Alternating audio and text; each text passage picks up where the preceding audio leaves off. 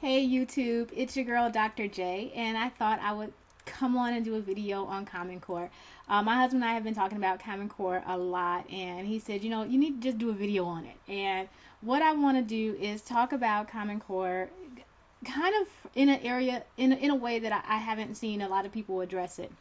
Now, there's a ton of reasons to not be a fan of Common Core, everything from the political side to, the pedagogy side. But what I'm going to do in these videos is, because it's probably going to be a couple videos, because I don't like to do really long videos, because they take too long to upload. But what I'm going to do is I'm going to contrast our U.S. Common Core standards with the common standards from all the other countries that are kicking our butt. So I decided to start with the countries that are kicking our butt in math. And what I'm going to talk about today is I'm going to start with that one country that we keep trying to emulate and everybody's buying their stuff, and that is Singapore. So these that I have, and I will put a link in the description box once the video is loaded. These are the primary mathematics teaching and learning. This is the syllabus that is used, basically the universal syllabus that is used for Singapore, the country of Singapore. Everybody's using Singapore math, and we hear all these wonderful stuff about Singapore math, but a lot of people's experience with Singapore math has been Singapore math US standards. And that is not the Singapore math that they're doing in the country. That's not the math that they're doing in Singapore. The math that they're doing in Singapore is based on the standard syllabus. This is a syllabus that went into effect in 2013. The last time they had a really big update was 2007, and they did a minor update in 2010. But this is the current standards. And I'm going to take you through some of the stuff in the syllabus and just really point out to you the difference in the mathematical concepts that we have here in the United States versus what people that are kicking our butt in math would do with their children. So, and I'm going to just read you a couple excerpts every now and then. And the first thing I want to point out is found on the second page of the syllabus. This is like the first thing that people encounter. And this is phenomenal. Listen to this. The third or fourth paragraph states, students have different starting points. Not all will have the same interests and natural abilities to learn mathematics. Some will find it enjoyable, others will find it challenging. Some will find the theorems and results intriguing. Others will find the formula and rules bewildering. It is therefore important for the mathematics curriculum to provide differentiated pathways and choices to support every learner in order to maximize their potential. The curriculum must engage the 21st century learners who are digital natives, comfortable with the use of technologies, and who work and think differently. The learning of mathematics must take into cognizance the new generation of learners, the innovation in pedagogies, as well as the affordances of technologies. What? Well, what? Okay, they start with the concept that everybody's different. Some kids are naturally good in math, and some kids are going to struggle, and we have to have classrooms that are set up to deal with all of those. That's very different than the Common Core standards that have concepts such as kindergarten readiness. There's that concept. You are not going to find the concept of kindergarten readiness in this syllabus, in their standards, because the basis of their standards is we assume kids are going to come in with no knowledge. It's our job to teach. And if we have some that come in and they're advanced in their knowledge, then we will give them a differentiated curriculum. But we are never going to say that a child is not ready. Okay? Very different platform than what we find in the U.S., where if your child, can't already pretty much add and subtract, they're going to be put into a remedial class, in some aspects. So this is a very, very different foundation. Okay.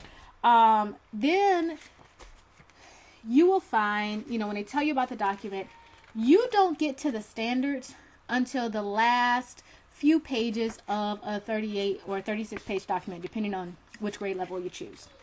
Okay, because the first aspects of it really deal with kind of, this is our philosophy, this is our background, this is what we want you to come up with. Okay, so it talks about the overarching goal of the mathematics curriculum is to ensure that all students will achieve a level of mastery of mathematics that will serve them well in life, and for those who have the interest and ability to pursue mathematics at the highest possible level. You mean their Common Core, everybody doesn't have the same end result? Exactly. In their Common Core, in their standard curriculum, they say everybody is on a different path. Yes, we need to make sure that there is a basic foundation that is laid for all students, but not everybody is going to be a math major in college. So that's not going to be the standard.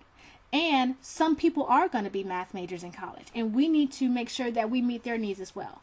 Very different than kind of that standard driving force that you're going to find when you look at Common Core. Okay. Some other things that are just phenomenally different. They show you the design and how everything links to each other and how one standard links to the next. And so there is a framework all the way through.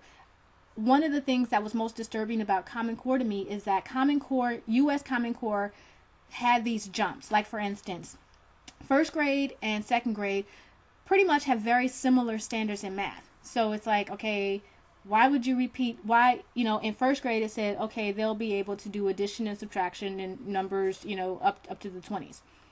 Second grade, it repeats the same standard. Addition and subtraction up to the 20s. Then all of a sudden, third grade, you jump to being able to multiply and divide up to, within 100. So up through tens. Okay. Why that jump from second grade to third grade? Why is first grade and second grade pretty much having very similar standards? There's no rhyme and reason to it.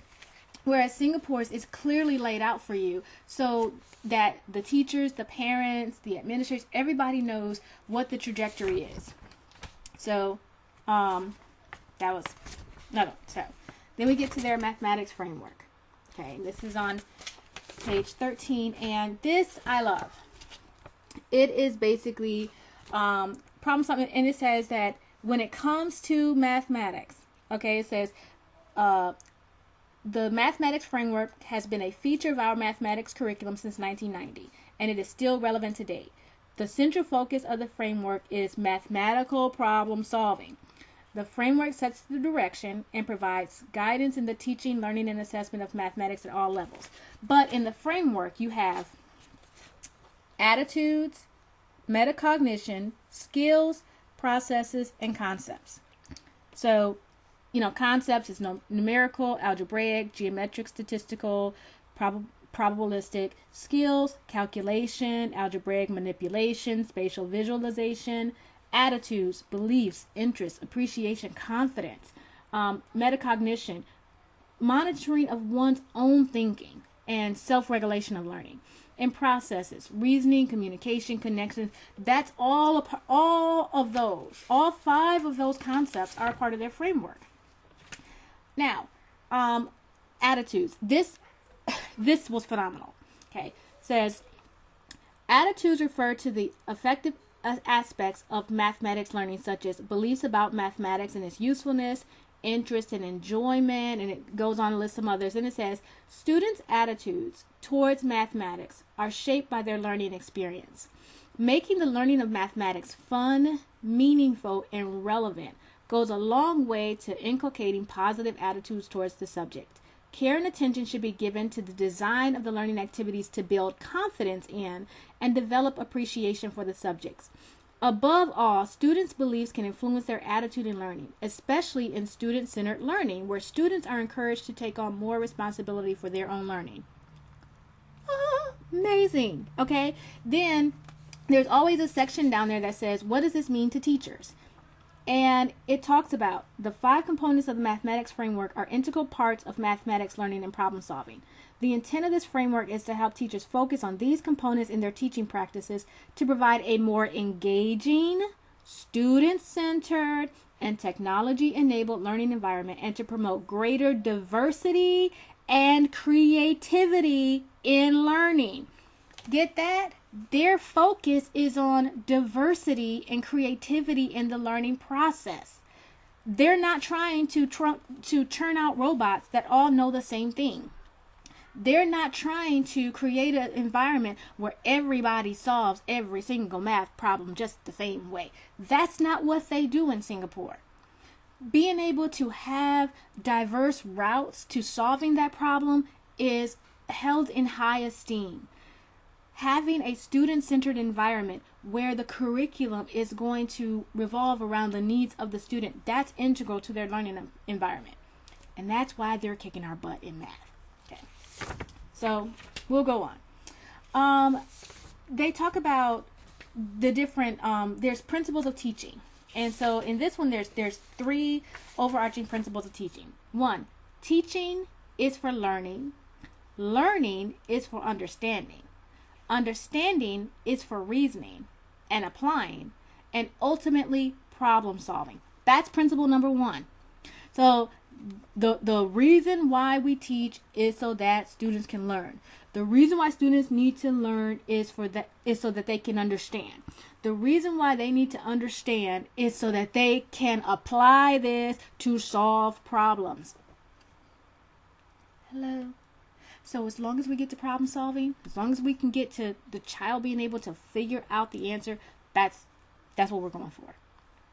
Not little robots all doing the same thing on the same day, at the same time, in the same way. Okay? Principle number 2. Teaching should build on students' knowledge. Take cognizance of students' interests and experiences and engage them in active and reflective learning. Wow. It says, mathematics is a hierarchical subject. Without understanding of prerequisite knowledge, foundation will be weak and learning will be shallow. It is important for teachers to check on students' understanding before introducing new concepts and skills. So you don't just start 3rd grade math because everybody just entered 3rd grade. You start where people left off so that you can build on where they're at. Wow. Principle number 3. Oh yeah. And then here's another one from 2. Teachers need to be aware of their students' interests and abilities so as to develop learning tasks that are stimulating and challenging. And then principle number 3, teaching should connect learning to the real world. Harness ICT tools or computer technologies and emphasize 21st century competencies. What's needed today? Another thing I love, phases of learning. Okay, they have the phases of learning. So you have learning in the middle. The phases of learning: readiness, mastery, and engagement. Number 1, student readiness to learn is vital to learning success. You got to make sure that the kids are ready to deal with what you're about to be doing. They have to be ready. Motivating context. For students to be ready to learn, teachers need to provide motivating context for learning. These contexts should be developmentally appropriate. For example, younger students may like context such as stories and songs and play-based activities such as games, whereas older students may appreciate context related to everyday life so that they can see the relevance and meaningfulness of mathematics. Wow, imagine that. Engagement. This is the main phase of learning where teachers use a repertoire of pedagogies to engage students in learning new concepts and skills. So they have activity-based learning, teacher-directed learning, and then direct instruction. So those are the 3, you have to come at it from different ways. Diverse repetition, you know what I preach all the time? Then mastery, motivated practice, reflective review, and extended learning. Listen to this. This is for all my gifted gurus out there. Students who are mathematically inclined should have opportunities to extend their learning. These can be in the form of more challenging tasks that stretch their thinking and deepen their understanding. Everybody gets what they need and gets their needs met. And then they talk about various assessments in the classroom, different areas of assessment in the classroom. They talk about the differences between the different ranges of assessments, and that there is summative, formative, and diagnostic. So summative, that's tests and exams, measures what students have learned. Okay. But it says teachers usually report the assessment results as a score or grade. Then there's formative and diagnostic. They're used as assessments for learning to provide feedback. Okay. They don't just have one high stakes test. There's a range of things. Okay. And then integrated assessment, they have scaffolding where you learning and then you probe to understand, and then you learn and then you probe to understand. So you deepen the understanding. And then we get to the actual where we start to have the goals and all that kind of good stuff. And the thing that I love is the way that their goals are set up, the way that their standards are set up. It says, this is the strand. This is what we're going to be looking for. And then it says, students should have the opportunity to. So it says, okay, here are some standards. Counting to tell the number of objects in a given set. So this is how they deal with numbers up to 100. Reading and writing numbers in numerals and in words. Comparing the number of objects in 2 or more sets. Comparing and ordering sequence. Then it says, students should have opportunities to. These are all the different ways students should be allowed to handle these things. Work in groups using concrete objects to make a group of 10 and count to 10 and tell the number, make groups of 10 and count to 10, to estimate, make sense of the size of 100. So these are all really, really hands-on things that's not a high-stakes test. That is, if you give students these opportunities to do these things in the classroom, this is the learning we can expect from the outcome of those opportunities. So it's written in a very different way from all students will do this, all students will do that. It becomes, if we engage our students in this way, this is the result of that engagement. If we allow these opportunities for our kids, this is the result. And so it is a very, very different type of communication. It is a very different mindset. It is a very different focus. And it's a very different tone in the students that are kicking our butt in math versus what we see in Common Core Standards. Common Core Standards is very, students will do this, and you can't pass unless you do that, and they better be able to X, Y, and Z. Whereas in Singapore is, give them the opportunity to do X. Give them the opportunity to do Y. Give them the opportunity to do Z. Very, very different type of attitude. And that, my friends, is why I think Singapore is kicking our butt in math. And that is the contrast between, my son's waving at everybody. That is the contrast between our rigid Common Core standards with no life, no energy, no humanity, versus Singapore, where it's all about every child reaching their own potential. That is not only based on their skills, but also their interests. So that is my first look at why we are getting our butt kicked and why Common Core Standards will continue to make that the reality. I'll be back again with a new country. Thanks a lot. This is Dr. J, and I'm out.